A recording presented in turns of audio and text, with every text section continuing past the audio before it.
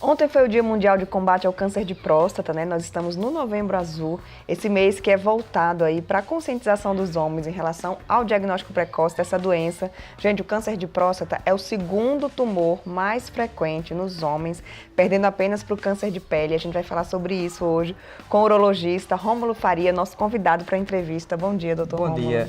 Bom dia. Muito obrigado pelo espaço. Nós que agradecemos, porque, né? Como você já bem falou, é um tema muito importante para a saúde do homem, por que não dizer para a saúde da família. Doutor Rômulo, é o segundo tumor mais frequente no homem. Tem estatísticas, assim, quantos novos casos são diagnosticados a cada ano? E a questão da mortalidade é muito alta ainda? Sim, temos sim. O INCA, que é o nosso principal órgão de estatística do Brasil em relação a câncer, ele estimou que o ano passado tivemos cerca de 60 mil casos novos de câncer de próstata e isso acabou levando cerca de 13 mil brasileiros à morte só em 2016. Isso dá em torno de 25% aí de casos de mortes relacionados ao câncer de próstata.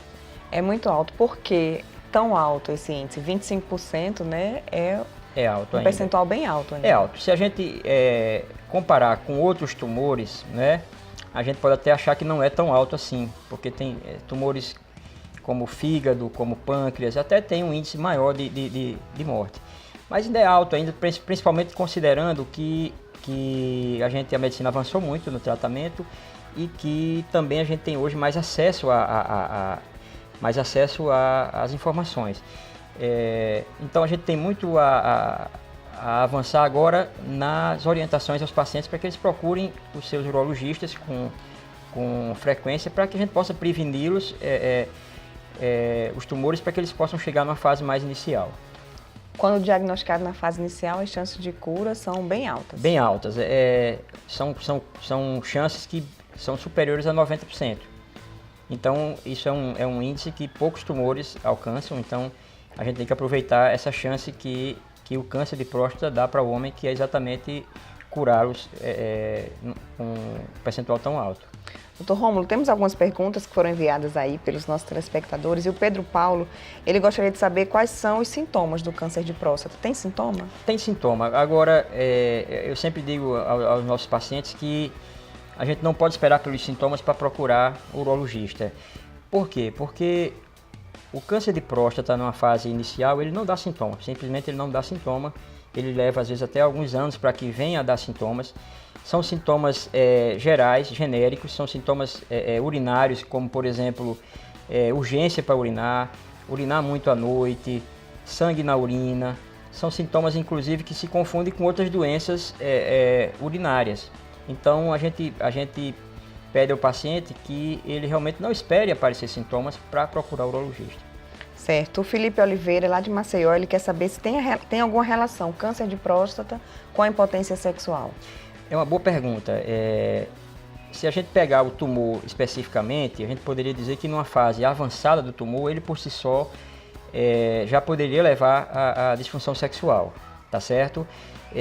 Talvez a intenção dele seja também perguntar a respeito da disfunção sexual após algum tipo de tratamento, né? Após algum tipo de tratamento, né? Então a gente observa que quanto mais tarde o paciente chega com um tumor em termos de avanço de doença, mais agressivo tem que ser o tratamento. Às vezes o tratamento passa numa fase avançada por cirurgia, mais radioterapia. Então é o que eu sempre digo.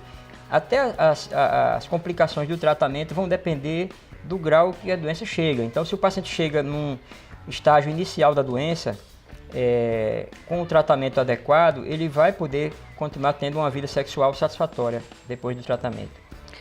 José Maria quer saber se existe algum outro exame para a detecção do câncer de próstata que não seja o toque retal. Certo. O câncer de próstata, ele é uma doença que a gente baseia-se basicamente em dois tipos de exame para o diagnóstico de uma forma inicial, vamos dizer assim, no consultório médico, né? Depois a gente avança na investigação, mas no consultório médico ele depende primeiro do PSA, que a gente chama de um marcador tumoral. A gente tem esse tipo de auxílio no laboratório para vários tipos de câncer e para a próstata é o PSA. Então o PSA é um exame que é feito de forma muito simples, no exame de sangue muito simples, e que ele dá para a gente uma informação muito importante. Ele dá para a gente a ideia de como está a evolução da próstata do paciente. Então, o paciente que faz acompanhamento regularmente, ele vai saber se o PSA está subindo rápido, se está estabilizado. Então, o PSA, quando sobe rápido, isso é um sinal de que pode ter alguma coisa na próstata.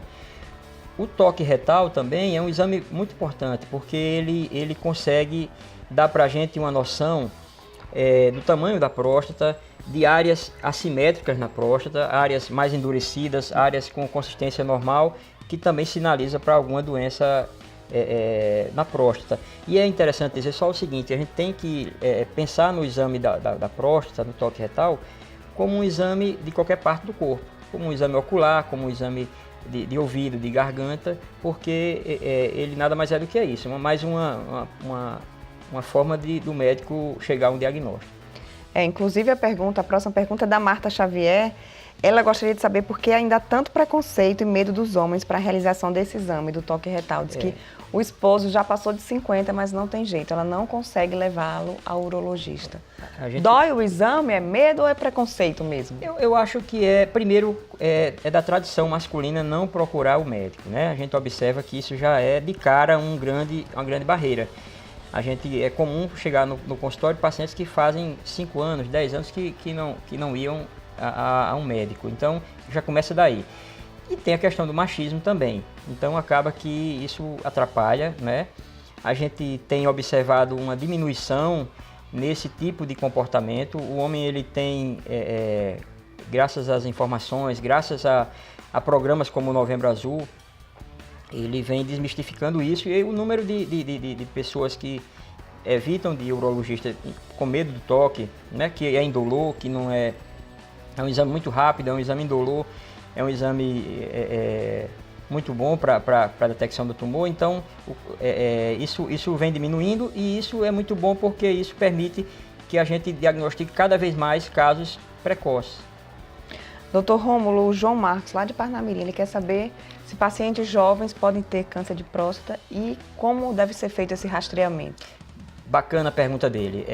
Isso nos leva a um tema que é quando realmente o paciente deve se preocupar com essa questão do câncer de próstata. Isso hoje está muito bem estabelecido. A gente sabe que o câncer de próstata é um tumor que a maior parte dos tumores aparecem a partir de 60 anos de idade, mas uma parte dos tumores já podem aparecer a partir de 50 anos, até um pouquinho mais cedo, dependendo de fatores genéticos. Por exemplo, o paciente que tem parente de primeiro grau, como pai ou irmão, ele pode vir a ter um câncer de próstata numa fase mais precoce da vida, por isso que a gente pede para ele começar aos 45 anos de idade, tá certo?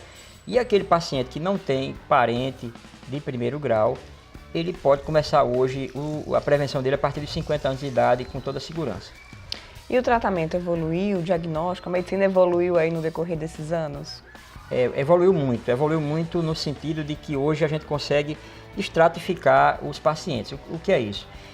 Com base nos exames que a gente pode fazer com o paciente, no exame do toque, inclusive também, a gente vai conseguir colocá-lo, classificá-lo em tumores com baixo potencial de complicação, de evolução, e tumores com um potencial maior de complicação para o paciente, inclusive levando à morte. Então, com base nessa estratificação que hoje é possível fazer, eu posso colocá-lo em uma zona de tratamento que pode passar desde não fazer nada em termos de tratamento, apenas fazer o que a gente chama de vigilância ativa.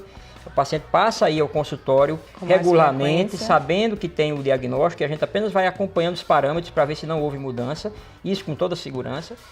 Ou aquele paciente que tem um tumor com potencial mais perigoso para a vida do paciente, a gente pode fazer cirurgia, pode fazer radioterapia. Todas essas técnicas evoluíram bastante, então isso significa mais efetividade no tratamento e menos complicações. Dr. Rômulo, infelizmente nosso tempo é curto, mas eu quero deixar aí nossas câmeras abertas para você, mais uma vez, conscientizar esses homens, nada de preconceito, saúde em primeiro lugar, né? Saúde em primeiro lugar, não é? A gente agradece mais uma vez o espaço e diz que nada melhor do que a tranquilidade de saber que está bem, de que está com saúde. E isso a gente só conquista a partir da prevenção.